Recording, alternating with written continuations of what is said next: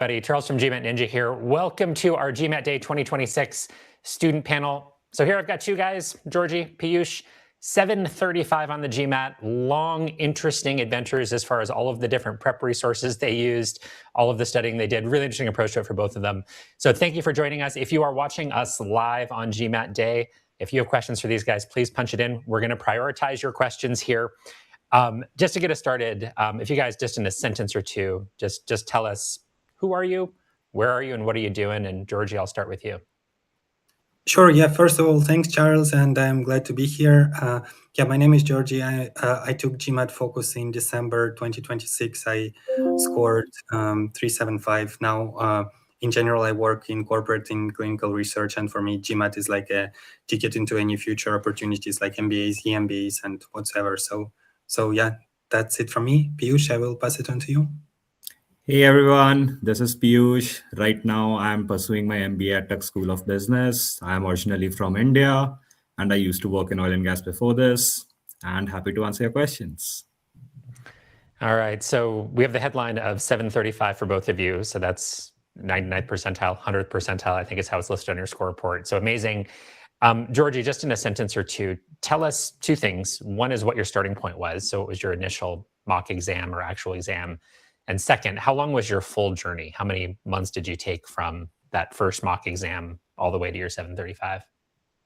Sure. So my starting point was 595. That was based on a London Business School online mock that you can find and take for free. Like anyone can just go and find it and take it for free. So yeah, that was the starting point. And then it took me a whole year. Basically, I started my prep in like January 2025 and I ended it in December 2025. Many people might argue that you can prep sooner. Yeah, you can, but in my experience, a long time frame does really help. Piyush, same question. So where'd you start and how long was the whole journey for you? Mine was a bit longer. I think it was around 2 years, but all thanks to my job because I had to be in the middle of the ocean. So you cannot study continuously. And I'd argue one of the biggest key to success in GMAT is your momentum. So like don't break your studies. So I started in the old edition around, I think, 480 or something. And then I had given GMAT 4 times. The scores were, I think, 650, 710, 720. And in the Focus edition, it was 735. And how long, Piyush, I missed the total length of time. So to go from that 480 to the 735, like were you talking? Approx 15 to 16 months, like with intermittent breaks. Amazing, amazing. Okay, one more just general question, super briefly. Georgie, tell us about the materials you used in brief. And I know you used a lot of stuff, but give us the quick rundown of what you used for prep. So Charles, I did use a lot of GMAT Ninja, especially for verbal. Now, if I have to pick one and really like, even without any bias, I would say if you really need to pick one source, stick with GMAT Ninja, not to get overwhelmed at the beginning. So you have lots, apologies about that. You have lots and lots of good material on YouTube on the GMAT Ninja channel. So quant, verbal, data insights, you pick it. Now, as far as my approach, I would also advocate for just researching online and giving things that try and seeing what works for you or not, right? So for example, companies like Magoosh or Manhattan or Target Test Prep do have free resources. And I would argue that anyone who would like to take the GMAT, I mean, that information is relatively easy to find and you can just work with it and see how, what clicks the most and what approach you like the most. So yeah, basically, long story short, I used GMAT Ninja. I used a lot of official guide, of course, as well. So I sold all the OG and the like additional verbal review, data insights review, that kind of stuff. Then yeah, GMAT Ninja, and then any other free prep materials occasionally. But yeah. Awesome. So huge sampling, and Piyush, I'm laughing in part because I know part of your answer here, but give us the rundown of everything you tried over that 15 to 16 months. Okay. I started from eGMAT, then I went to GMAT Viz, then I went to top 1%, then I came back to eGMAT. So then I also took some one-on-one coaching with those personal GMAT tutors. So all in all, long story short, stick to one source. Do not run behind multiple sources. That won't make a difference. If I had to suggest someone, what I suggest is for verbal, take target test prep. For DI, take GMAT. And for quants, both of them are good. So yeah, that is like my final synthesis of this entire journey. Amazing. I love it. Okay. Georgie, one of the things that so if anybody's interested in hearing more from Piyush and Georgie, we'll try to stick it in the description. So we have done debriefs in more detail with both of these gentlemen. We only have half an hour today, so we're going to keep it a little bit short. Georgie, part of what I found remarkable about your journey was just the enjoyment. Like you went into so much depth. I'm going to say just that for now, and then Piyush, I'm going to pick on you about this too. Especially since you're coming from oil and gas and you have had this crazy lifestyle at the time, right? To what extent were you enjoying this process, and were there moments when you wanted to quit, and how did you just kind of manage your, not just your time, but kind of your energy, and how did you keep your energy up through all that 15, 16 months? So something that really changed for me was, so I was always excited about getting into the business world. So that is one part of the story. But what made difference in my GMAT story was when sentence correction was removed in the focus edition, because not being a native speaker, I would not get some nuances to score that high marks. And the critical reasoning part of it, I really enjoyed. So I would sit with a question for 30, 40 minutes until and unless I'm able to decode it on my own without seeing any solutions, any answers. And I would treat every critical reasoning question as a set of 5 true and false questions. So against every option, I would write down why I'm eliminating it. And then I would match that. Am I getting everything right? Like not even just the right answer, but the options I'm eliminating, am I eliminating for the right reason?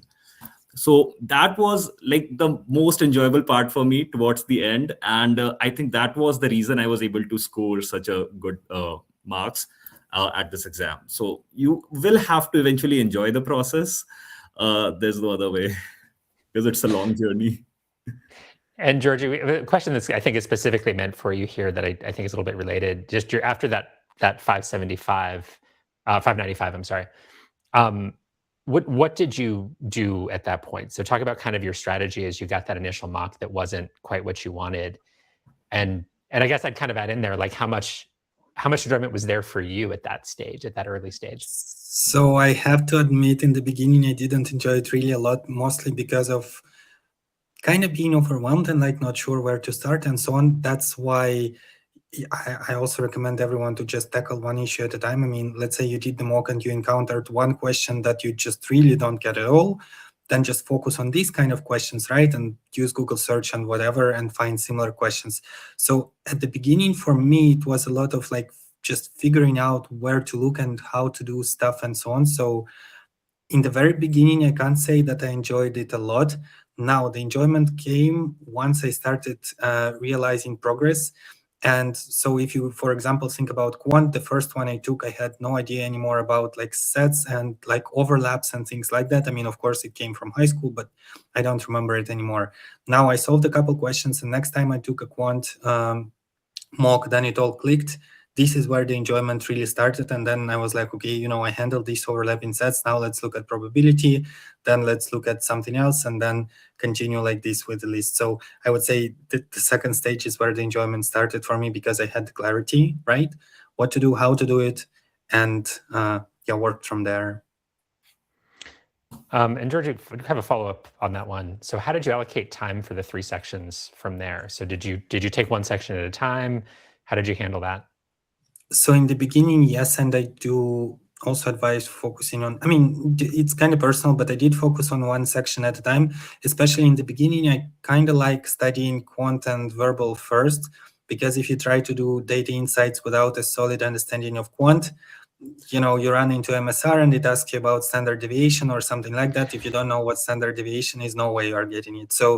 So basically, I started with quant because that was kind of the most intuitive to me. I mean, in the end, it's math. I knew I just had to like refresh and practice, and I'm going to get there. I mean, maybe except for like 1 or 2 weird questions that can always come up, but I was confident that I can do it.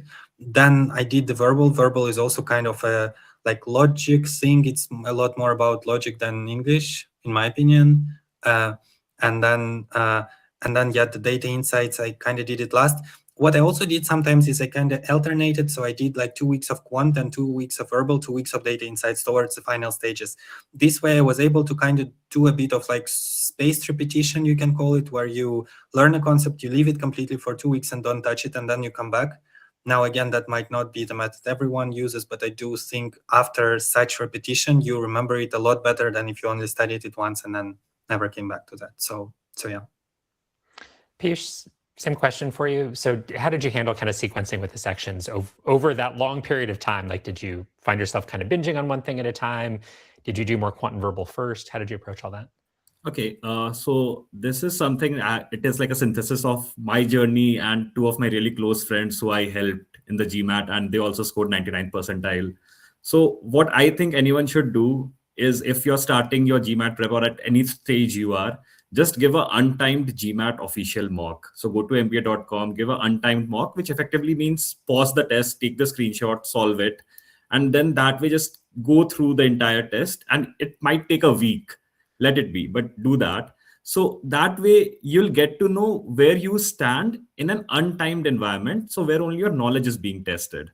And from there, think about where you should need to focus. So say in my case, I am an engineer from India, so like IIT, and there Indian people would get this joke. So we are extremely good at maths. So math for, like at the GMAT level, is very easy compared to the math I have already done for my undergrad entrance test. So that was like very easy. The only problem was in that time pressure, I would get some questions wrong. So the silly mistakes. So effectively just take deep breaths and not worry about it. And that transferred to DI, because DI is effectively maths with some logic. And that logic comes from CR. So I think my biggest cornerstone of GMAT prep was to be extremely good with CR, because you can catch the language where they are trying to sort of give you a wrong direction, misdirection. So you could catch those words, catch those logic. So what actually helped me was getting extremely good with CR, and then that proliferated to RC as well and to DI as well. So long story short, give an untimed mock, get your base case, and from there focus on what you need to focus on a personalized basis rather than listening to someone what they did. The one thing I'll add to that, because for a lot of people, I really like that idea of, hey, try an untimed mock to get a sense of, okay, what do I actually know how to do once you strip away time pressure? Correct. The one thing I see a lot of people doing that I do not want you to do under those circumstances is treat that as your actual baseline score. Yes. Because it is not. Like, once you strip away the time pressure, it is a completely different exam. And we see people all the time who say, oh, well, I got a 705 on my practice test, and then I went and I took the actual exam and I got a 535, and I don't know what's going wrong. Well, tell us about that practice test. Oh, it was untimed. And it's like, well, yeah, it's totally different. So it's a really good exercise, but don't take the number too seriously, guys, if you do that. I can attest to that. Like, sorry, just I'm adding. I recently got a call from someone, and the kid was like, I got a 755 on mocks, but on the actual day, I just got 585. And I was like, it's too much. And then he said that it was an untimed mock. I'm like, so. Yes, exactly. So don't take the number too seriously. Great exercise can really help you. Just don't take the number seriously. Okay, tons of questions. We only have half an hour here, about 15 minutes left. Can't get to everything. We did have a really good follow-up question about CR. And I think since both of you dove into CR, I think in a really detailed and kind of special way, I think it's a really good question. So from Manu Loop, I'm struggling with CR, reaching the accuracy, but with time averaging about 3 minutes at max difficulty. So a lot of people who do well, they just read the critical reasoning argument and they finish within 2 minutes. So what do you work on to start getting that speed in? And Piyush, maybe I'll start with you, just because I think you kind of started with some of the the untimed mock exam. How did you handle speed and kind of improving on critical reasoning? Okay, so the first step of speed is to get a very high accuracy. And for very high accuracy, first invest a lot of time. So as I said initially, there were questions in an untimed environment. I used to take 30 minutes to solve it, stripping the question into every part. And the other thing that people need to keep in mind, that on an average, you're supposed to solve every CR question in under 2 minutes. Not every CR question on the GMAT exam is supposed to be solved under 2 minutes. Few are 3-minute questions. So, and there are questions that will take you hardly 40 seconds. So do not focus a lot on accuracy, and in an exam, and give a lot of mock test, like timed mock test. In my entire journey, I think easily I would have given 40 plus timed mock test. So even that is very important to build that practice into it. So long story short, you're in the right direction. Keep on going. Awesome. All right, we got one for Georgia here. So how did you incorporate mocks into your self-study strategy? Which ones did you rely on? Any non-official ones you really liked?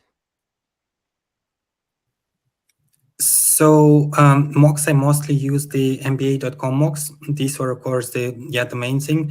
Now, I did do a lot of GMAT Club sectionals, and I did, by the way, I forgot to mention when I was talking about the sources, I did purchase GMAT Club. That was a relatively affordable purchase as compared to all other materials that exist, like really affordable. And I got access to GMAT Club sectionals. Now, what I want to mention here, the way it helped me is that sometimes I didn't have 2 hours to study and then during the day, and then you need to start it, you need to stop it, you need to restart next day. Okay, maybe. But what helped me, especially in those like focus weeks, I focus 2 weeks on quant, and I do every 2-3 days one quant sectional on GMAT Club. So that's how I did it. Basically, of course, your official guide mocks and real full mocks are number one source. But beyond that, I do recommend the GMAT Club ones.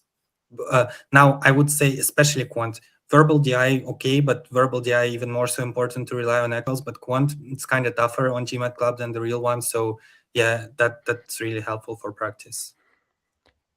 And I think you accidentally answered the next question I was going to pull up. Can I add one more source for mocks?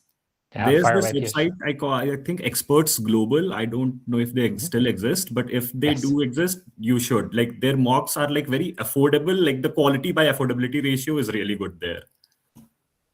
Excellent. Yeah, and Experts Global is still around, I believe, a GMAT Club partner. Oh. So any thoughts on just difficulty level of official exams versus GMAT Club? Georgie, I think you're suggesting that the GMAT Club ones are more difficult. Do you see that in the scoring, or is it just that they feel more difficult? So quant, I did see that in the scoring. So in the real thing, I scored Q87, like in the real exam. In the GMAT mock, sometimes I got Q84 or Q85. And the thing is, because the questions were just tough and it took me longer, like they weren't unsolvable, but they were just, like they had more equations, more variables, you call it. So it tested the same concepts, but just at a kind of like deeper or more complex algebra level. Now, the verbal and the DI, I really don't even want to compare. The reason being is that GMAT really has a certain way of how they write their questions. They, even the passages they pick and, the language they use.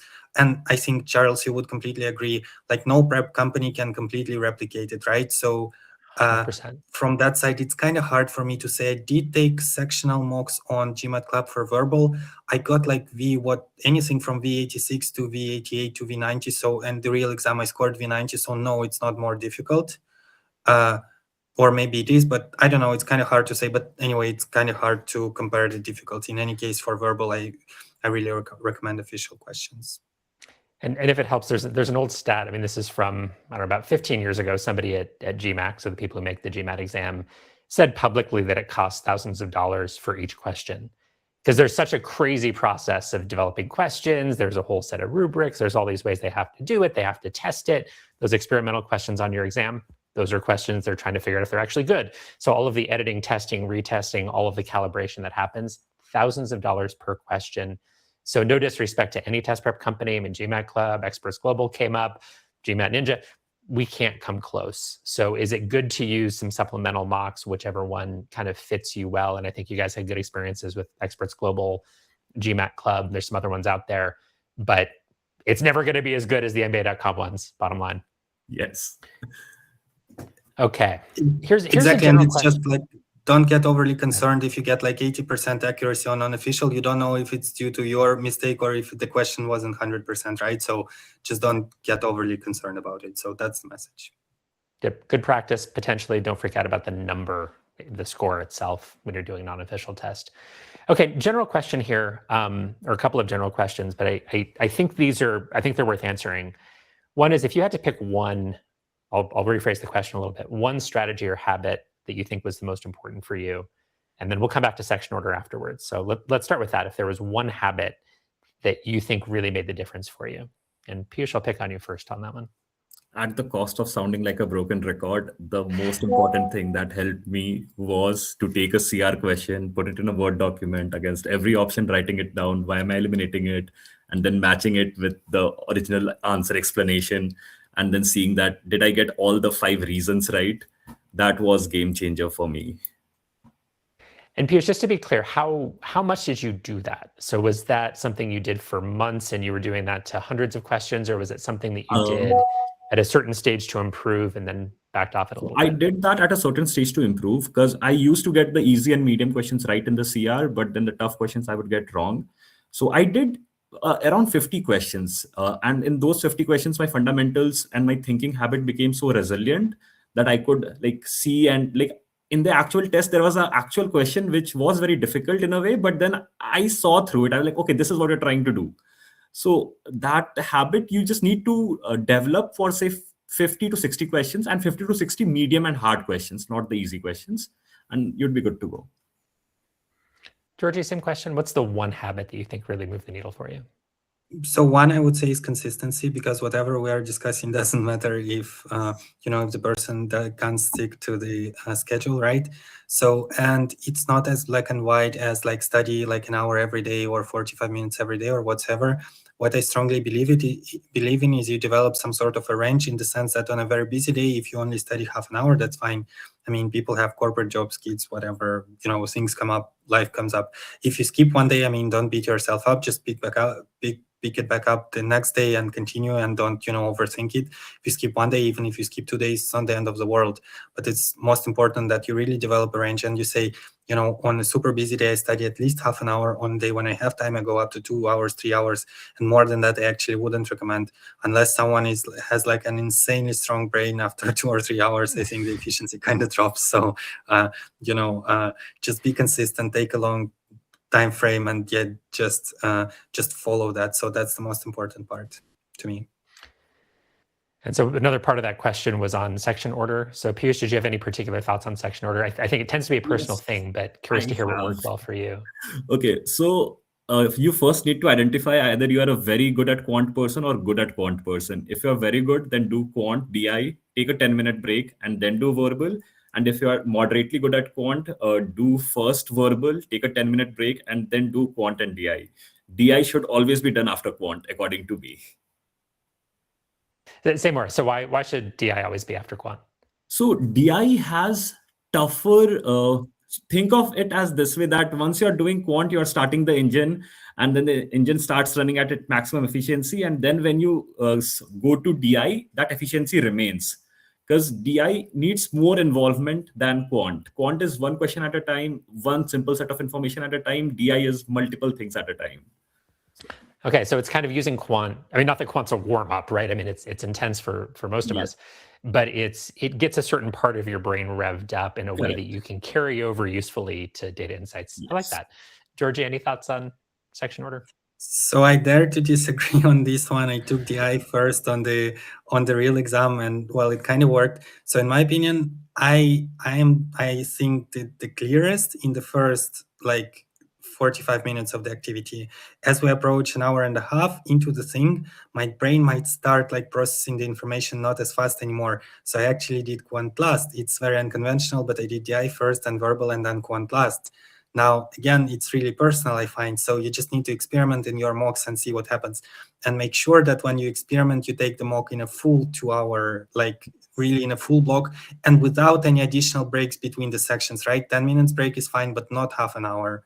This kind of stuff makes a difference. And yeah, in my opinion, you need to experiment. For me, DI first worked, but yeah, it's personal. I'm actually really glad you guys had different answers to it. And that's what I thought I remembered from your debriefs previously. Bottom line, guys, get to know yourself in your own brain. Sometimes you have to think about fatigue for some of you, like what section should go last, maybe one that you feel better on. Sometimes it's comfort. If you're jittery at the beginning, maybe you want to start with a section you just feel good about. Piyush, I liked what you were saying about using quant as somewhat of a warm-up, maybe isn't quite the right word, but it gets you momentum for data insights. But again, all of those things are going to be personal. Experiment, see what works for you. I wish this session were longer. We only have 5 more minutes. There's a lot of questions coming up here about anxiety, about not answering questions mindlessly, that I think is kind of related. So I guess I'll frame it this way, guys. Like, how did you go into your exam? How did you prepare for test day? What did you do to prep for it and to get in the mindset where you weren't going to get nervous? Because you guys studied forever, right? And that gives you more pressure because you took it so seriously in a really cool way. So how did you approach test day? Piyush, we'll start with you because you're laughing at the question, which this means you have an is awesome answer. like, again, very personal. So the text, so a lot of things in my life, like in my personal life and in professional life, was not going good the day I gave the exam.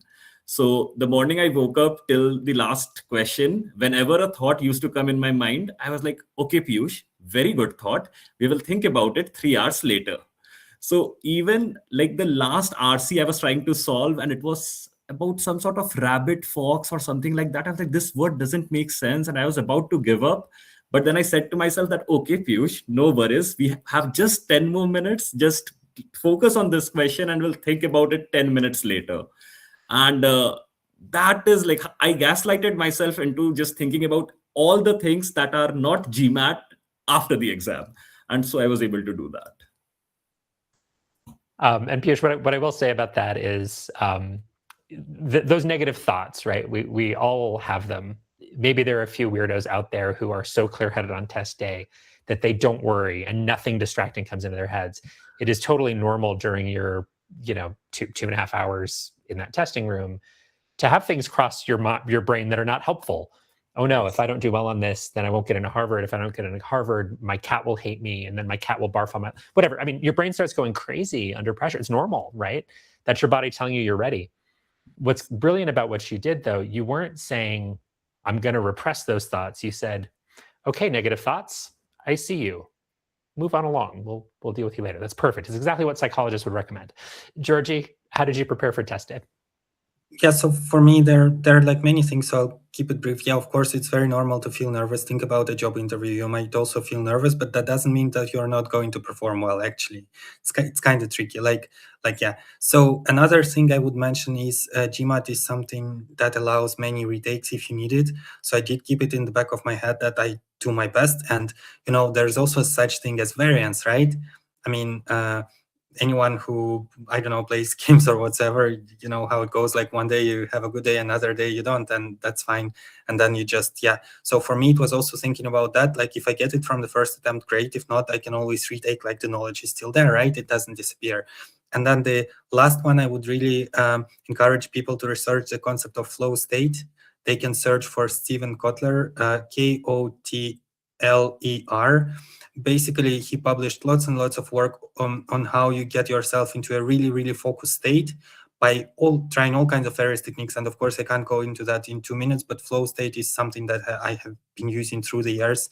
And I feel like I've been able to be so focused on the question, like really at the question at hand, that for a moment I become completely immersed with it, and I simply don't think about like, what am I going to see at the end of the test at the screen. So yeah, that's it. And this is a variant of the question. We have had several here about not getting anxious on test day. This is a really good way to frame it, right? So how to not answer questions impulsively, mindlessly. And I think what Georgie's suggesting is look into mindfulness training. And there's many, many different flavors of it. George Kotler was I think the particular author that you were talking about, Georgie, if I have the name right. I was talking about Steven Kotler. Steven Kotler, sorry. Kotler, yeah. And tons of different versions of mindfulness practices, ways to make sure you stay in the present moment. You don't necessarily need to be into meditation. That's not the only thing. Meditation is part of it, but there's all sorts of different ways to train your brain to be focused on the present moment. Let those distracting thoughts fly by. And I think for a lot of people, that's one of the biggest things you can do to help your score. You know what stinks? We are out of time. So we are going to wrap it up here. I'm sorry it's only half an hour, guys, today. Piyush, Georgie, you guys are awesome. This is so much fun. Awesome to see you both again for this. We have another session coming up with more GMAT experts. We're going to talk about specifically how to sequence your studies. We also have tutor booths coming up a little bit later in the day. So there's so many awesome questions in the Q&A. Come on over to my tutor booth, or there's plenty of others. Come harass some of the other folks at Manhattan, Target, eGMAT. I think Krishma's here. Ask your questions there. Lots of specifics in there. Gentlemen, thank you again for doing this. Thanks, Charles. Yeah. Thanks, Piyush. Bye. Thank you. Have fun studying, everybody.